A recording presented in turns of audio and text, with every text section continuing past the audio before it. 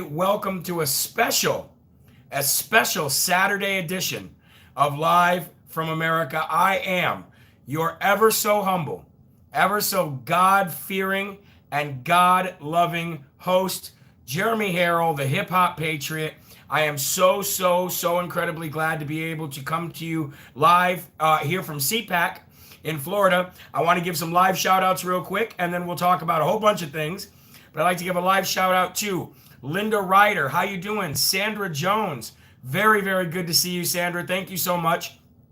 Linda says, shout out to Michigan, so I'm going to shout out Michigan. Shara Carpenter says, good morning from OHIO. Good morning. I've met a bunch of wonderful people from Ohio since I've been here.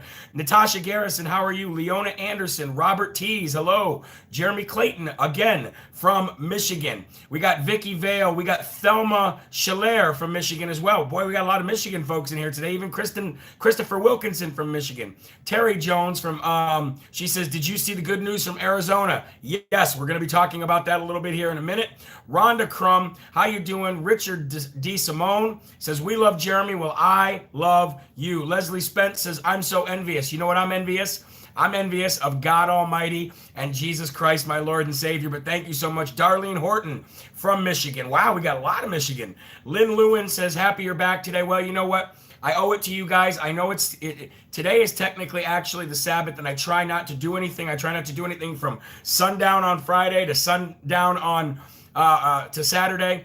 But, you know, given the circumstances, and I hate to make excuses, but given the circumstances and given the fact that I didn't get to come to you live yesterday, I felt like I owed it to you today. Jamie Puriker, again from Michigan. Wow, we got a lot of folks from Michigan. Jeff Keeper from Wisconsin, and a couple more here, ladies and gentlemen. Julie Sims from my home state of New Hampshire, and you're going to be pleased to know that I had a great talk with Corey Lewandowski, who's also a fellow New Hampshireite last night. And Kevin Hayes and Storm. Storm, how are you? I am okay. So Storm has been asking me to get to emails because she sent me emails, and I actually told you I was going to catch up on emails since I've been down here because I figured I'd have all this time to do so.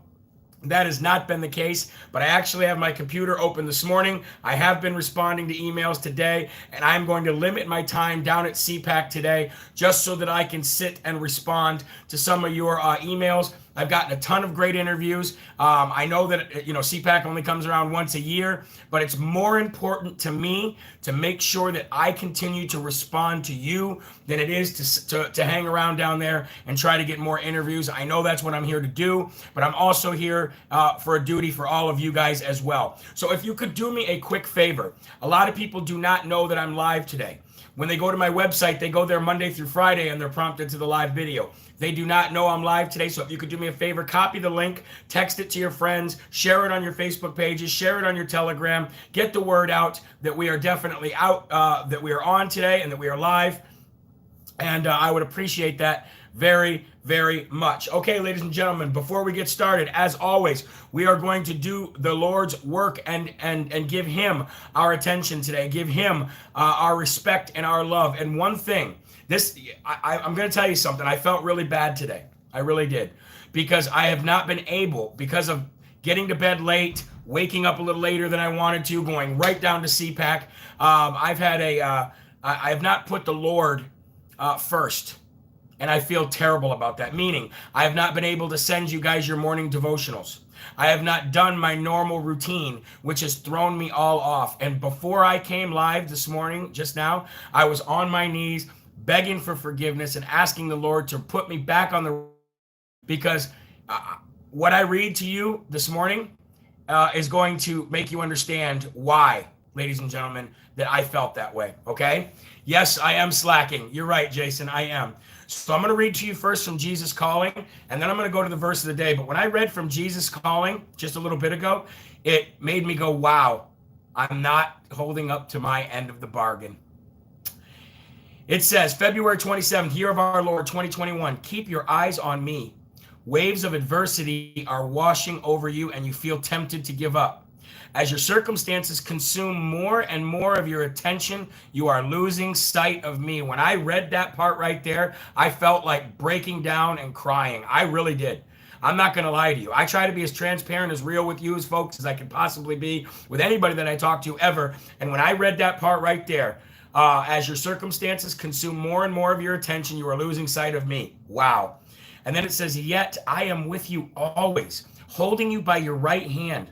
I am fully aware of your situation, and I will not allow you to be tempted beyond what you are able to bear. That right there makes me feel so special. How can you not feel special when you read that he knows that you're consumed with whatever you're consumed with? He knows that you are busy with whatever you're busy with. He knows that that's not the way it's supposed to be, and that's not the way you're supposed to react. But he also says, I'm here with you, even through that. Even through that. Then he says, and then it says, your gravest danger is worrying about tomorrow.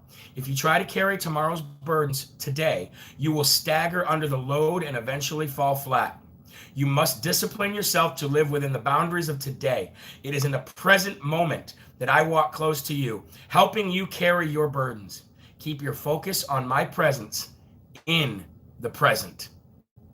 In the present. Shout out Maria Jones. She said Arkansas here. Now I want to get to the verse of the day real quick so that I can continue giving honor to the Lord. It's Proverbs 9:10.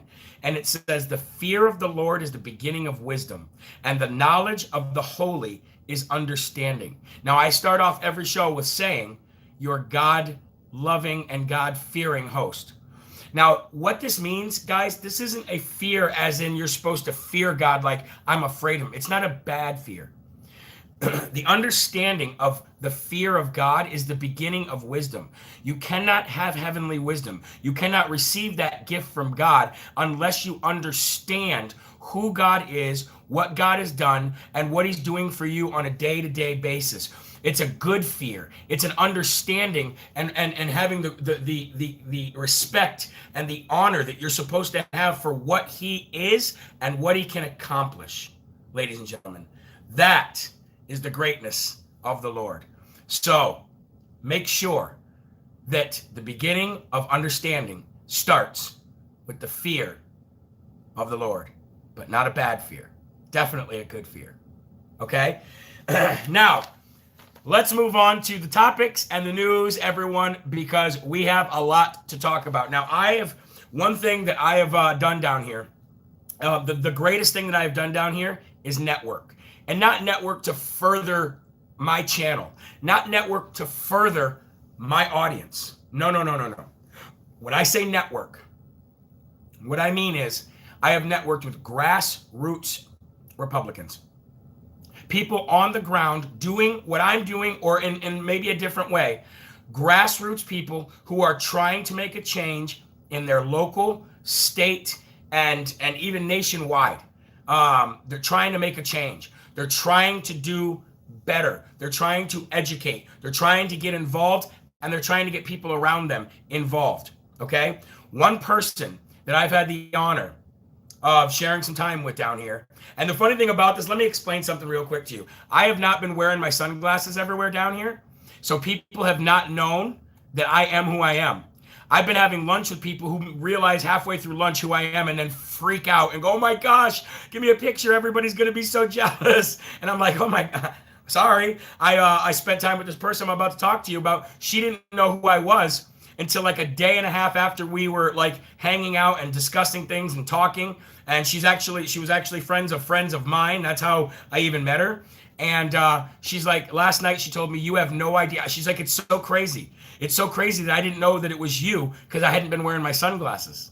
And she says, you have no idea how much you helped me in a really rough time. And I get that a lot. And I never understood the magnitude of what this channel and what God has directed me to do and how it helps people. I never understood that until maybe like 3 weeks ago.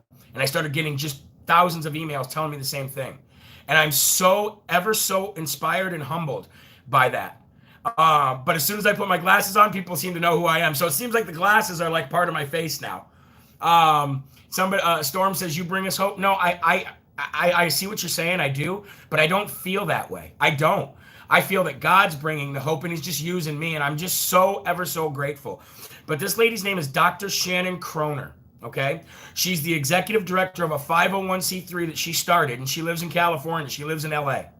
Now, this 501c3 is so important that I needed to tell you about it. I really did, because when she told me about it, ladies and gentlemen, when she told me about it, I nearly like fell to the floor like, oh my gosh, this is amazing.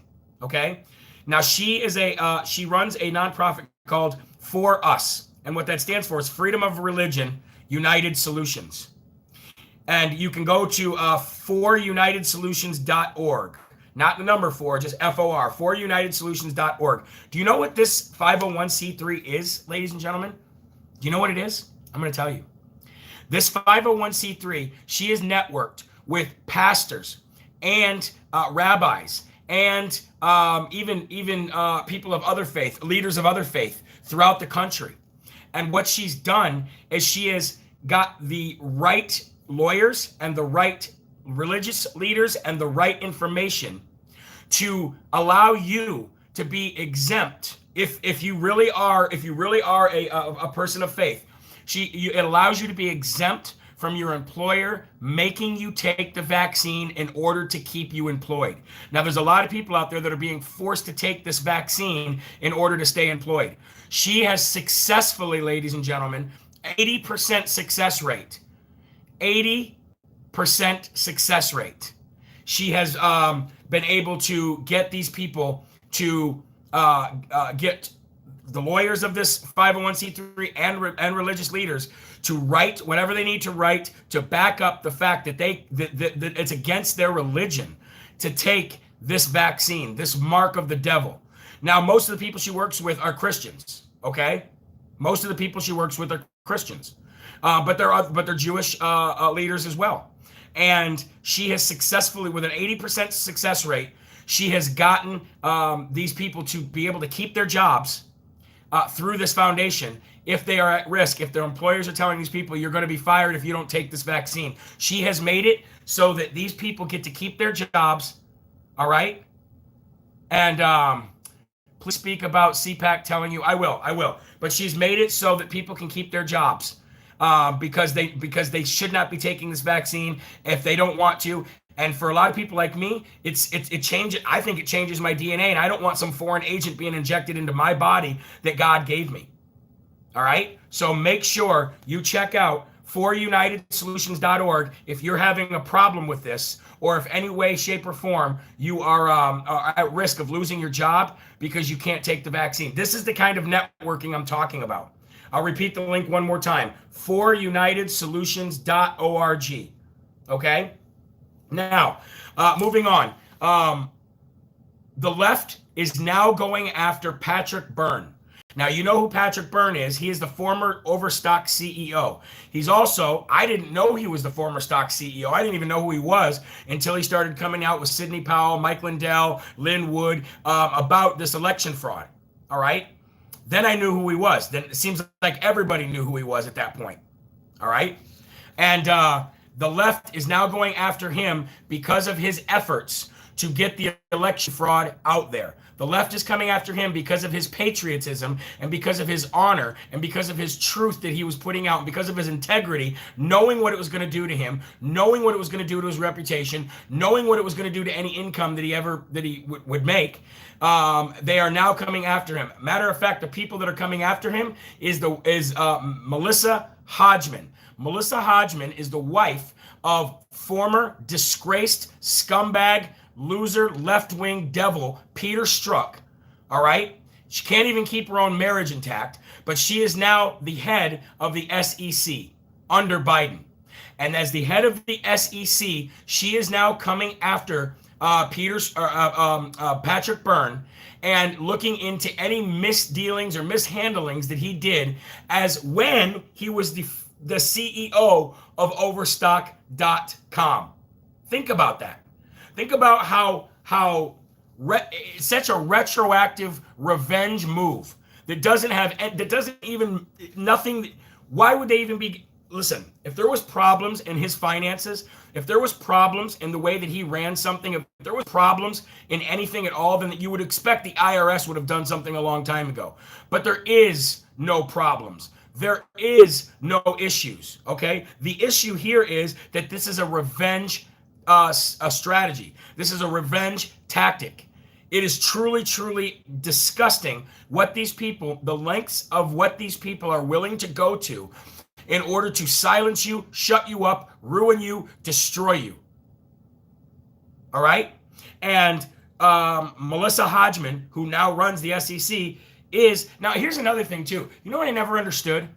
Why, and it seems like it's mostly on the left. Now, I know it's not a big deal, and I know some of you might have this same situation, but I never understood why most people on the left go by their former last name when they're married to somebody currently.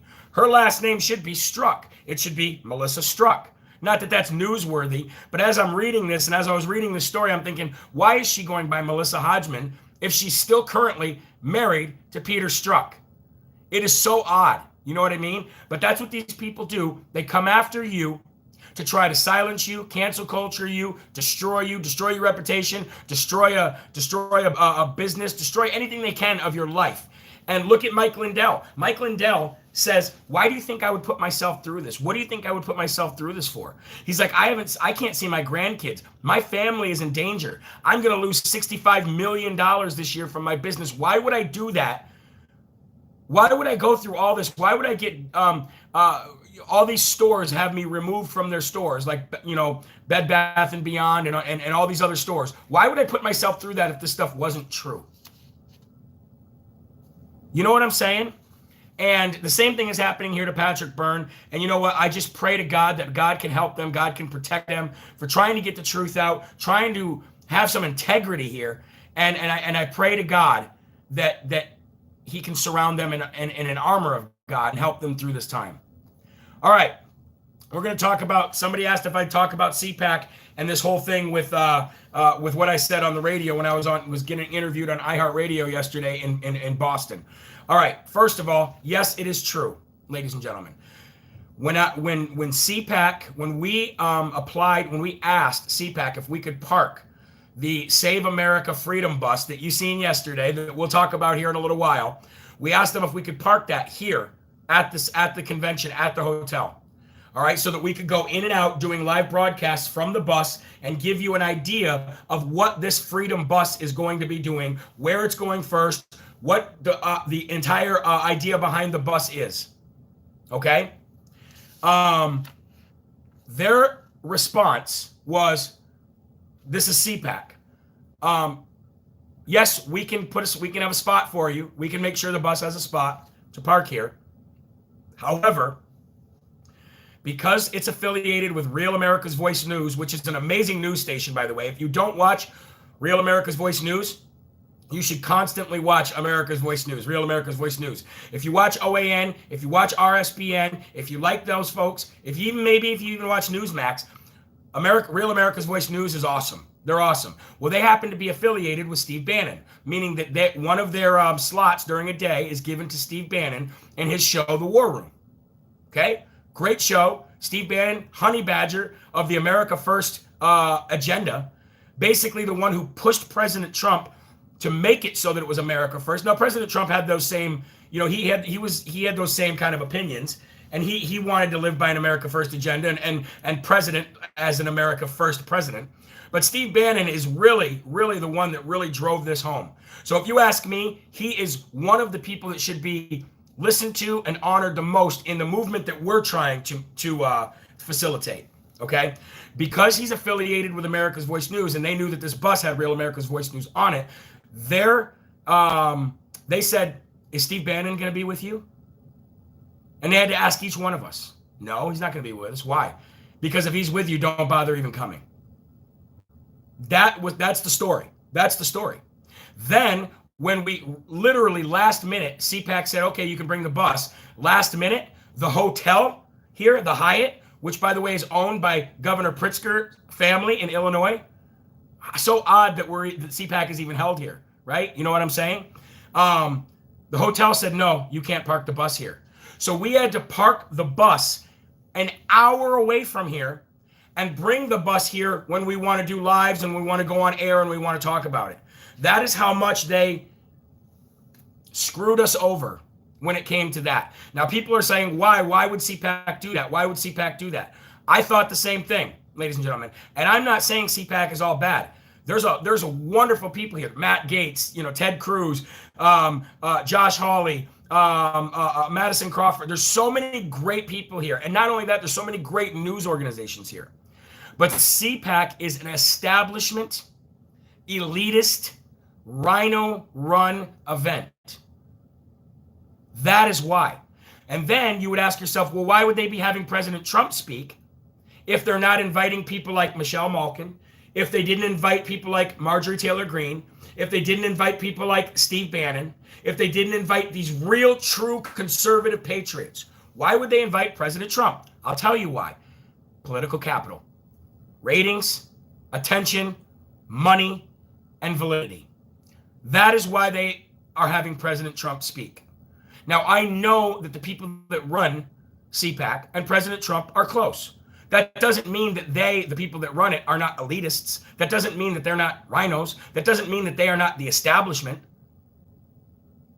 So what you see here is butting heads. Because if you ask me, people like Steve Bannon, people like Michelle Malkin, people like Marjorie Taylor Greene, these are true patriots. These are true 100% patriots who want to help and want to change this country and give the power back to the people. That's the God's honest truth, ladies and gentlemen. I'm not going to sit here and sugarcoat anything for anyone or tell you that, oh, it's just puppies and kittens and rainbows and unicorns here and it's great. It is great. Don't get me wrong. I'm networking. I'm meeting great people and I'm honored to be here and I'm so happy to be here for those reasons. But what I realized is, do you know that it's so hard? You can't even really interview these politicians, which is the reason I really wanted to come down here, was to interview politicians. Yeah, where's Candace Owens? Exactly. I really wanted to interview politicians, but unless you have like a booth and you schedule these politicians, it's almost impossible for you to get a one-on-one interview with them because they are everywhere they go with security. And not all of them, not the good ones. Like Ted Cruz, I got to be able to have a nice quick conversation with him yesterday. It was great, but I couldn't get an interview with him. Now, if I had a booth here and I had pre-scheduled, events where I could have them come, which might be what I do in years to come if I come back. But there's tons of other, ladies and gentlemen, there are tons of other conservative events like AMP Fest and Freedom Fest and stuff like that aren't like this. Now, somebody just made a good point, and this is what I was trying to get to. Why are people like DC Drano got kicked out yesterday? Okay, Rogan O'Hanley, he got kicked out yesterday. Marjorie Taylor Greene, not invited. Where's Candace Owens? Where's Steve Bannon? Where are all these great, wonderful people, right? However, Jim Acosta is here. Jim Acosta is allowed to be here, but all those people are not. Jim Acosta has security given to him by CPAC, but yet these other people are either disinvited or not invited or kicked out. There has been great, wonderful conservatives kicked out of here in the last 2 days that have blown my mind. But yet Jim Acosta is allowed to be here. Now, the grassroots honey badgers that are here, like Liberty Hangout, Caitlin Bennett, and others, they did not let Jim Acosta get away with anything. They surrounded him yesterday. They started screaming, CNN sucks, CNN sucks, CNN sucks. They would not let him interview anybody or be interviewed by anybody. They literally cut him off. The great reporters of The Federalist walked right up to him and would not let him conduct his interview and said, no, I'm not going to let you conduct your interview until you tell me why you're not covering Andrew Cuomo the way you covered President Trump. You had a lot to say about President Trump, and he sent a ship to New York. You had a lot to say about President Trump every single day of your life. All you did was dog President Trump. But where is the fair and balanced reporting when it comes to Andrew Cuomo? And he's like, I'm just trying. Jim Acosta's like, I'm just trying to work here. I'm just trying to work here, buddy. And then he had his cronies like stand in front of cameras and stuff like this. And shout out to the people at The Federalist, ladies and gentlemen, because he was not letting them get away with this. He's like, I don't care. And he's like, can you just stop? And he's like, no, I'm not going to stop. You're going to answer for what you're doing. You're going to answer for your crap hole network, and you're going to answer for your one-sided, biased, ridiculous reporting. And it was awesome. It was awesome. But yet, that's my point, ladies and gentlemen. Why are people like Jim Acosta here, but people that are fighting every single day for this movement, why are they not here? Why are they kicked out? Why are they not invited? Why were they disinvited? Now, don't get me wrong. I've gotten great interviews here. I have. I don't want to talk all bad about it. I really don't, because it's been an amazing experience and I wouldn't change it for anything. But I will never conform to what the people that put this on want us to conform to, because what they need to understand is that idea and that ideology, that party that they're so used to, those elitists are so used to having and running, that's no longer there. That's why they're having President Trump come, because the party, the America First agenda, and the Make America Great Again movement is the Republican Party. And they know it. And they know it. Moving on. Sorry about that. Why was DC Drano kicked out? Why was Rogan O'Hanley kicked out? I'm going to tell you why. And it's the most asinine, absurd reason that I've seen since I've been here. Every single person down there, from Dan Bongino to Scott Pressler to myself to James O'Keefe to Ben Berkwam to Will Johnson to all the reporters from OAN, Right Side Broadcasting, nobody is wearing a mask when they're doing pictures, when they're doing interviews, when they're eating, or when they're talking on the phone. Do you know I probably wore a mask less amount of time than I've actually had it on down there? DC Drano goes down there, pulls down his mask one time to take a selfie with a fan, and they kick him out. Not only did they kick him out, ladies and gentlemen, but they trespassed him as well to not come back. Why? Now, here's another thing. Yesterday, when we were in front of the Freedom Bus, there was a young lady who was giving a passionate interview to Ben Berkwam on Real America's Voice News. And I mean passionate, to the point where it hit me in the gut. She also got kicked out. And her boyfriend was speaking on the main stage at CPAC because he was the Google whistleblower. He was the Google whistleblower. His girlfriend got kicked out and trespassed, not because of a mask, because they said she didn't have the right credentials to be in the main ballroom listening to her boyfriend speak. Think about this, ladies and gentlemen. This is the kind of stuff going on here. And you don't think I'm going to report it? You don't think I'm going to tell all of you in the world what's happening? Are you kidding me? Are you crazy? This is the reason that I came to stuff like this. These are the reasons that I'm doing what I'm doing. These are the reasons that you donate to me and buy stuff from my store to keep me going. These are the reasons. Moving on to get off that topic, let's talk about the Arizona Board of Supervisors, ladies and gentlemen. Yes, the Arizona Board of Supervisors were ordered, ordered by a judge to hand over the ballots, hand over the machines for forensic audit, and comply with the subpoena power of the Arizona State Senate. Now, everybody goes, you know, there's a lot of mixed emotions about that, because people are like, oh, they probably already scrubbed the machines. What does it matter now? You know, and I get it. I get all of those sentiments that everybody has. But I'm going to read to you the statement that was put out by Jack Sellers. Jack Sellers is the chairman of the the Maricopa County Board of Supervisors. All right? And this is what he said. The Board of Supervisors met with its attorneys this afternoon to consider Judge Thomason's ruling in the case of Maricopa County.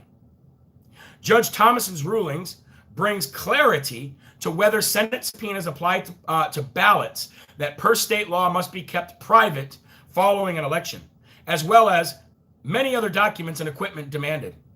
We respect his legal opinion and will immediately start working to provide the Arizona Senate with the ballots and other materials requested. These items are in addition to the more than 11 gigabytes of data already provided. We hope senators will show the same respect and care. Wait. What? We hope senators will show the same respect and care we have for the 2.1 million private ballots and use them in service of their legislative duties. Shut up.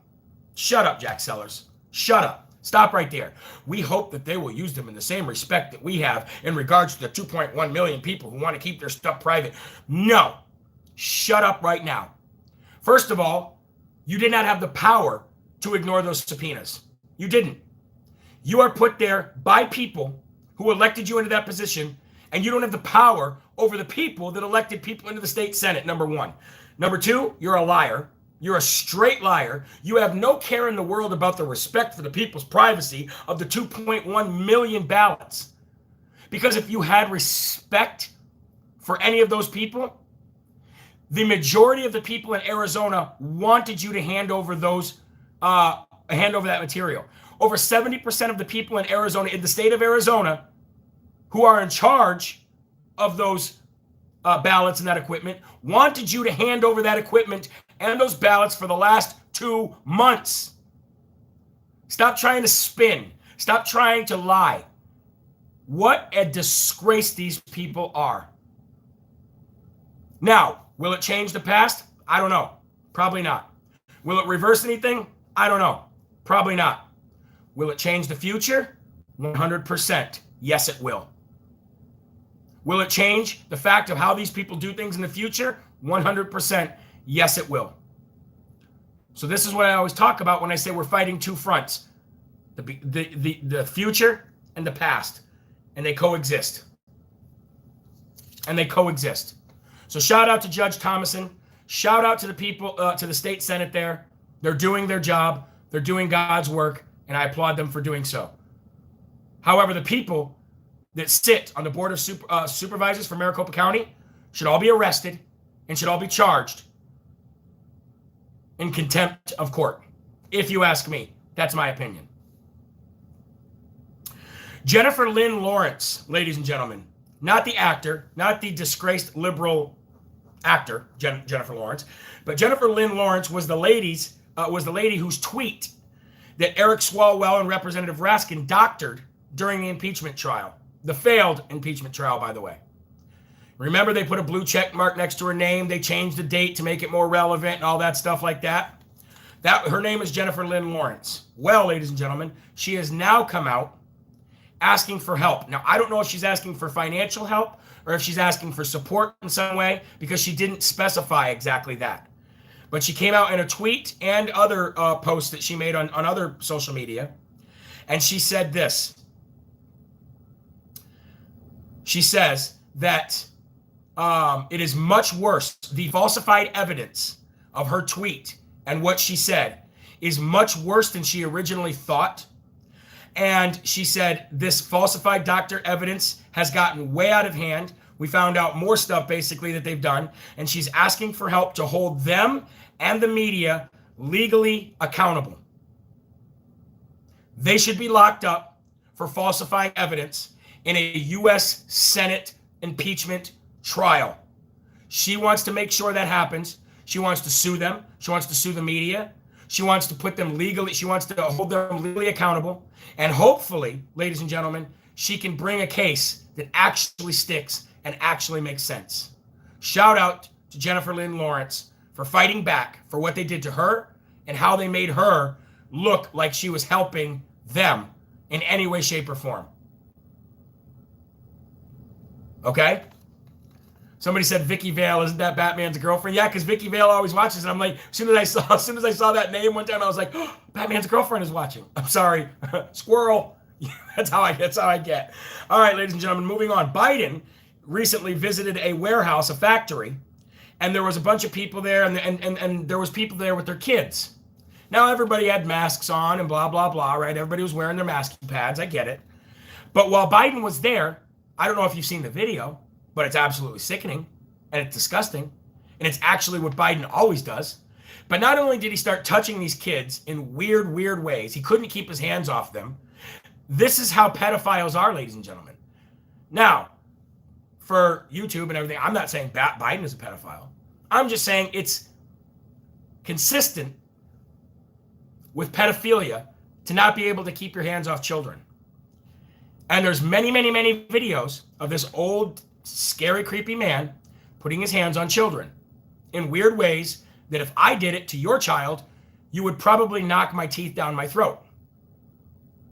He could not keep his hands off of these children, hugging them, touching them, playing with their hairs. Now, here's the thing about it. What's up with social distancing? This man is up there constantly mumbling and fumbling, drooling and forgetting everything that he says, talking about, for God's sakes, just wear a mask. For God's sakes, just wear a mask. Just socially distance. For God's sake, just do it. First of all, shame on you for putting God's name in your mouth. Second of all, practice what you preach. But that's Democrats. Do as we say, not as we do. But here he is touching and hugging kids who do not belong to him and violating his own administration's rules and CDC guidelines. Again.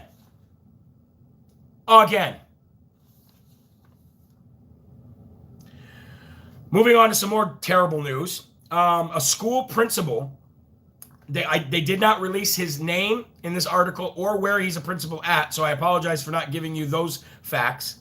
But he has now been suspended for teaching his pupils the facts about big tech censorship. He was teaching his pupils that big tech censorship exists and the facts surrounding big tech silencing people and taking away their First Amendment right to freedom of speech. I can only assume that the topic of this teaching was freedom of speech. More than likely, it was surrounded around the Constitution and the Bill of Rights. Okay? This man was teaching his pupils that big tech censorship exists, and now he is suspended for doing so. Ladies and gentlemen, can you say 1984? Can you say we are living in an Orwellian society right now?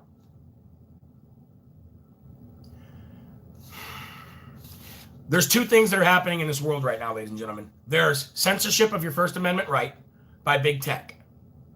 Then there's cancel culture, which is the equivalent in real life of big tech censorship. So if they can't get you on the big tech, if they can't get you on Facebook, if they can't get you on Twitter and others, Instagram and others, what they do is they try to cancel you in real life, ruin your job, and silence you by fear and by destruction.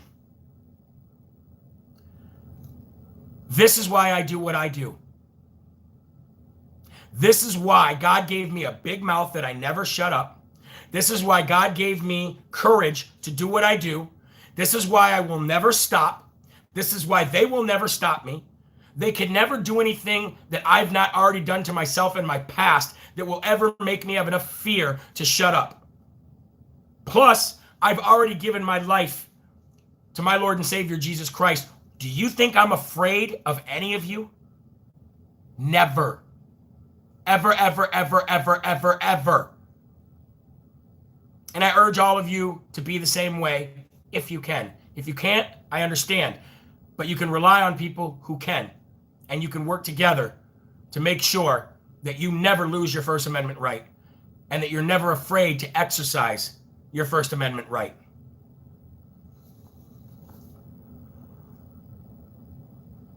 Also, ladies and gentlemen, this is some good news. The Supreme Court says Santa Clara County in California cannot prohibit in-person worship.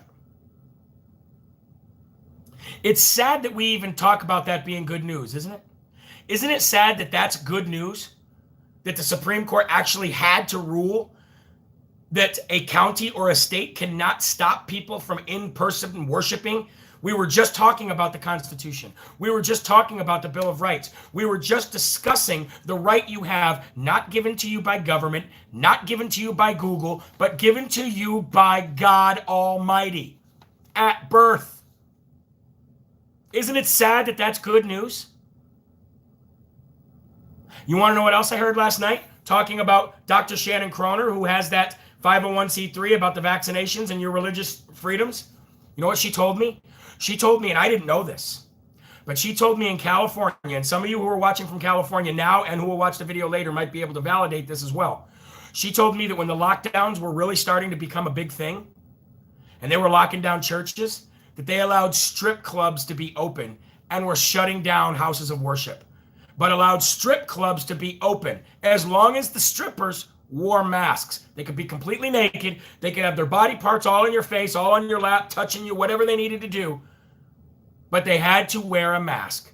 But they shut down houses of worship and they shut down churches while strip clubs were deemed essential. So, a pastor there looked into it and found out what constitutes being a strip club. Basically, what you have to do to say that you are stripping. And it really was very vague, but it said removing articles of clothing. So what this pastor did is open up his church, let the people come in, and took off his tie and unbuttoned his shirt. And that is how he got around it and was deemed essential, because he was taking off articles of clothing. Or at least that's how he fought it anyway. That's clever. Sad that he even had to do that, but that's clever.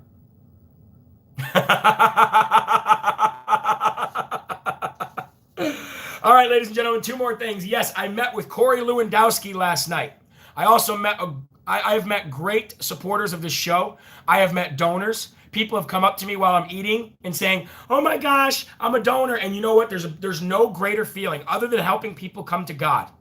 Helping people find the Lord. There's no greater feeling than having somebody that donates to you and supports what you're doing and supports you for a living come up to you and tell you, I'm a donor. Oh my gosh. And I will always stop what I'm doing. I don't care who I'm talking to. I could be talking to President Trump and I would stop what I was doing and I would give that person the attention and the conversation that they so well deserve. And I've had so many people come up to me here at CPAC and tell me that. And I can't tell you how incredibly blessed and how incredibly honored I am for that kind of stuff. Okay?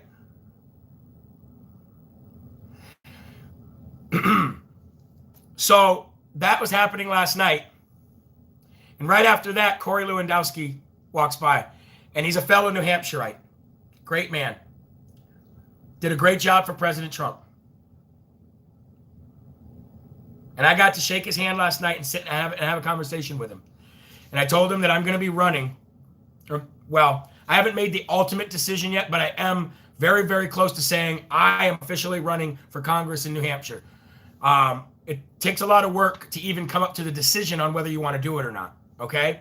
Because that means I have to be in D.C. a lot of the time, and I have 5 kids, and it's just a very, very hard decision. Plus, you got to work with the GOP there to make sure they'll back you, and there's a lot of meetings that have to happen.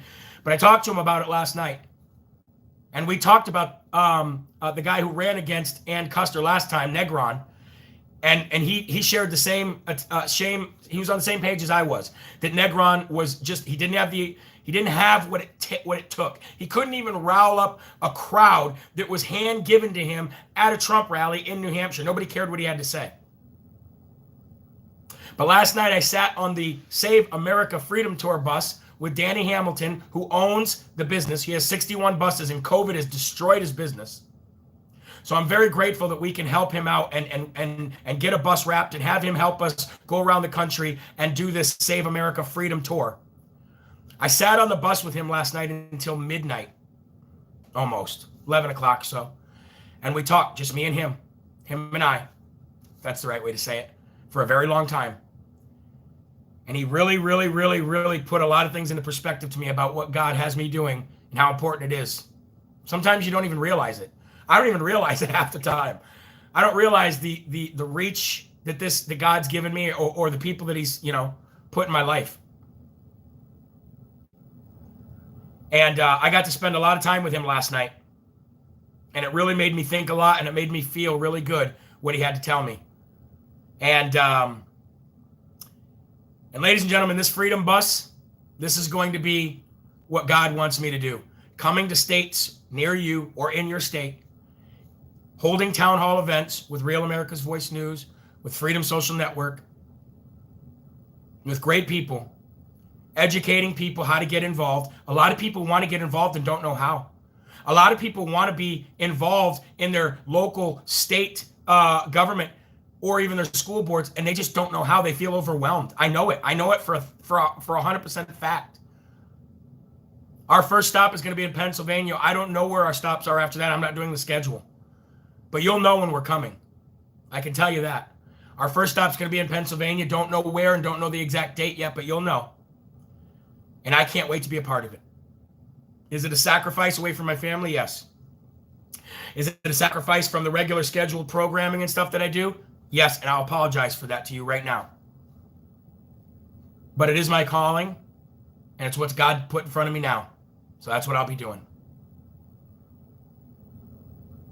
So, ladies and gentlemen, that's going to conclude the show. We're 45 minutes in, and I have some things I have to do downstairs today. The bus will be down here soon.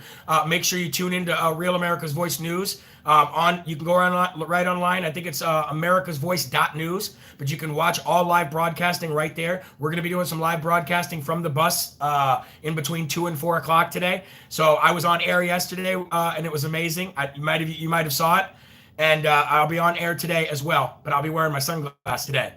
All right.